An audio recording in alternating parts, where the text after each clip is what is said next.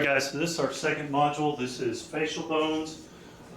So you're going to learn there's actually 3 laterals of the skull depending upon what you're looking at. This is the second one, and then just in a little bit in the next module I'm going to teach you how to do a lateral of just the nose. So sorry that they're all kind of lateral heads. It makes it easy for positioning wise, but you do have to remember that there's 3 different centers. So in review, sorry about this one. In review, we wanted, for the lateral skull, we wanted to go 2 inches superior to the EAM. Well, now we're doing facial bones. So the first thing we're going to do, instead of a landscape series, we're going to do portrait, because we really only want the front of the head. We want the mandible, the entire jaw, all the way up into the frontal bone, somewhere superior to the frontal sinus, but not necessarily all of the frontal bone, okay? More so the maxilla, the orbits, and the entire mandible. Those are the important pieces of anatomy this time, okay? So again, we want mid-sagittal plane. Man, she's a good patient, look at that. It's just like a real patient. We want the mid-sagittal plane and in a parallel relationship to the image receptor, but we do want the patient to get their head as close as possible to that image receptor. We're just going to center a little bit more anteriorly, okay? So we're going to center to the zygomatic arch. Where is your zygomatic arch? Well, you have the soft spot here on the top of your orbit. That's the temple. There's a bony bridge right here. Just so find your cheekbone, walk your finger out right about here. Going back, straight back towards your ear, there's a little bony land bridge there. That is the zygomatic arch. We're going to go about halfway down the zygomatic arch, halfway between the outer canthus of the eye and the EAM. Okay, we want the IOML running horizontal in the vertical orientation. We want it running horizontal. The book says run perpendicular to the front edge of the cassette. So in a vertical situation, that would be the IOML is in a horizontal plane. Mid-sagittal plane parallel to my image receptor. Now I'm ready to target the center and the target. Oh, I'm not at 40 inches. Whoops. Yeah, better. Yeah?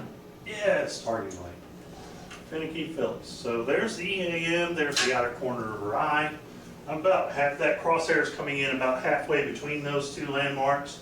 And I do have the vertex of her head. I've got her entire forehead, got the glabella, the nasion, the acanthion, all the way down to the angle of the jaw. Now, how far back do I want to collimate? I want the light field open up beyond her ear.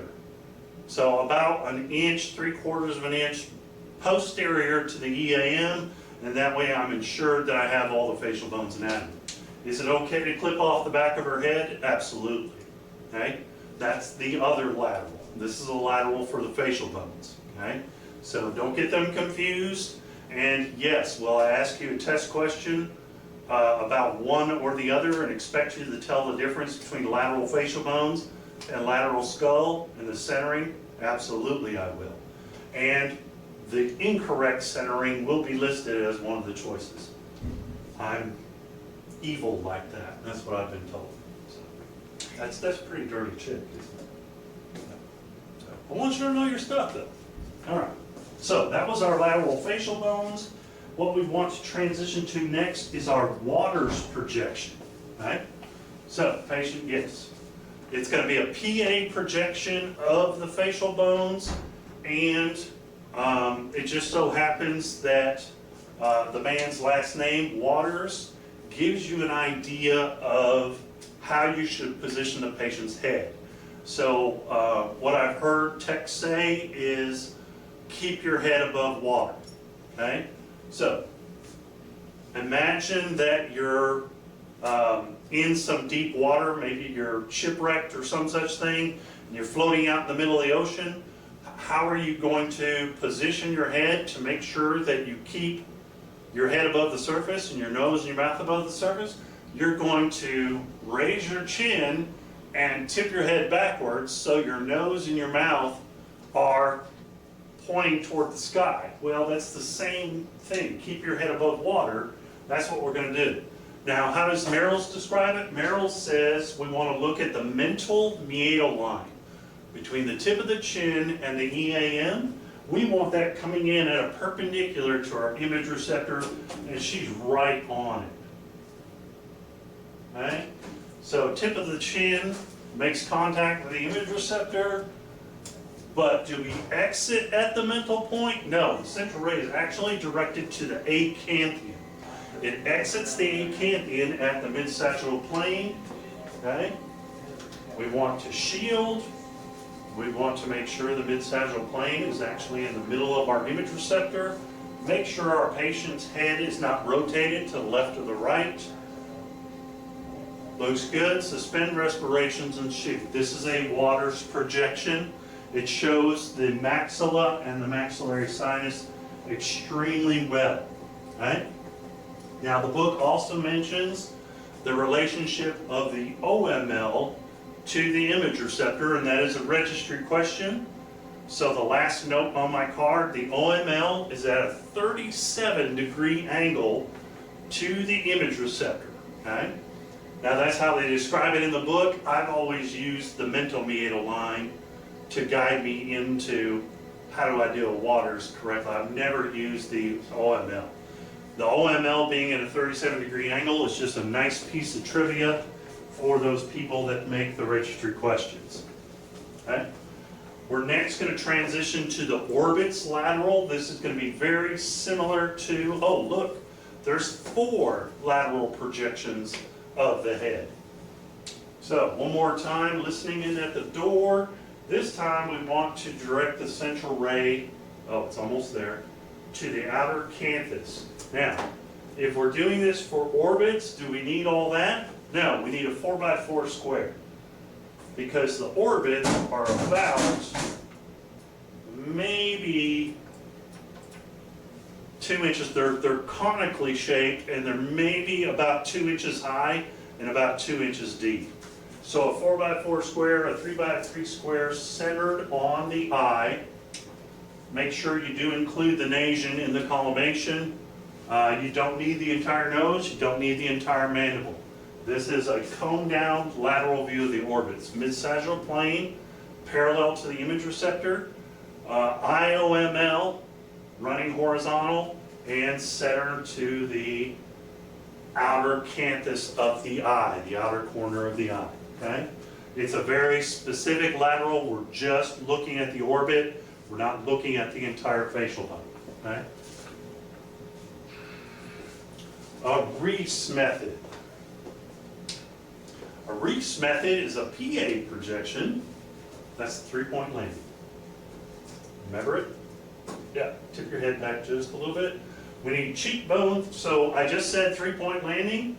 Cheekbone, nose, and tip of the chin, the acanthomeatal line should be running horizontal, okay? Downside orbit, right over the crosshair, right over the middle of your image receptor. Just bring that down a skosh, okay? And we can open to about 5x5. That's even a little excessive. And then just make sure we're in detent.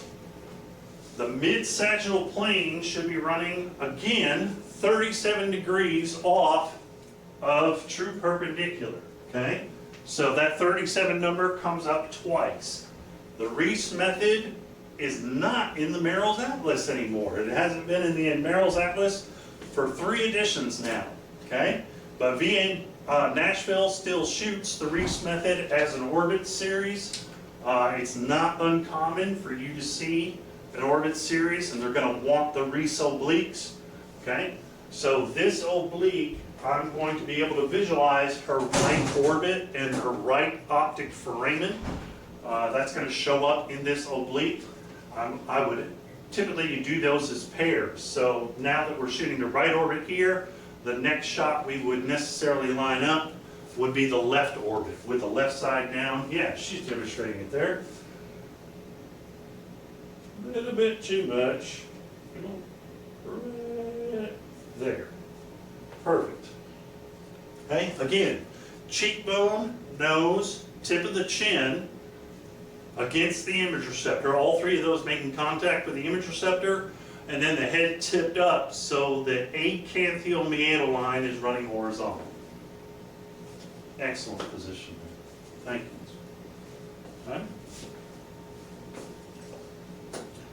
Last one is a modified Waters. All right, so get into our Waters position, PA, and head above water, chin up, chin against the board. Good. Right there. So we start out in the Waters projection, but we don't want to tip the head up as far as we did. So we want to tuck the chin just a little bit.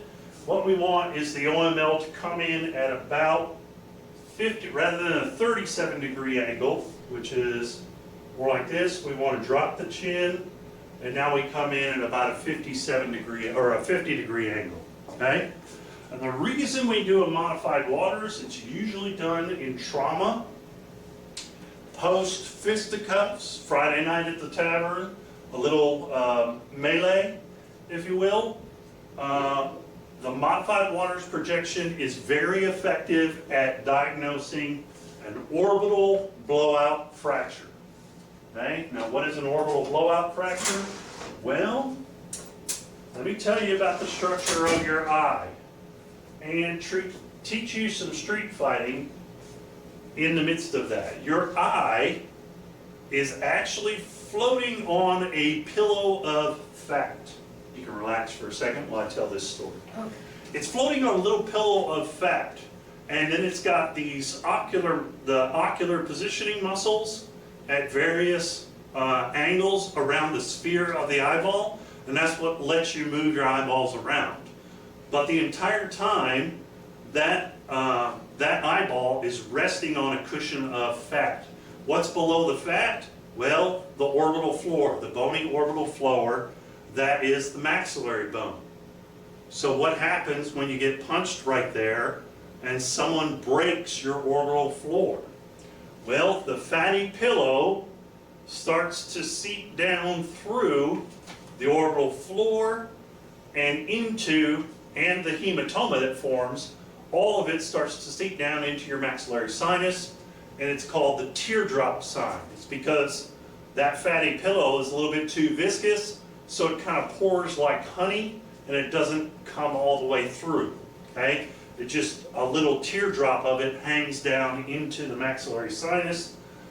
With positioning the patient in a modified Waters, you're bringing the orbital floor into a horizontal plane, in the same plane as the central ray, okay?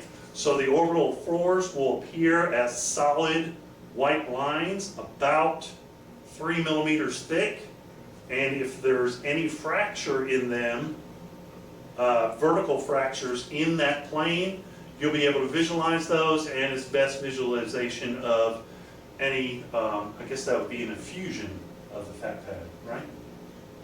Yeah, if you say so. Right? She says it's an effusion of the fat pad, so Mr. Shepard might correct that later on. I'll have to ask him, right? But that's your modified Waters, and that's the reason you do it, is to evaluate for orbital blowout fracture. You want to do it a PA because you want better detail. Remember, OID, if we minimize OID, it's the same as we learned in October. You know, with the chest x-ray and the heart, we don't want the heart to appear magnified, and we don't want the edges blurred. And that's a particular important in these facial bones series. When you're shooting the facial bones, the PA projections are going to be better projections than if you have to do trauma AP projections, because you're not going to create penumbra with excessive OID. Right? So that ends that module, and we'll take another short break.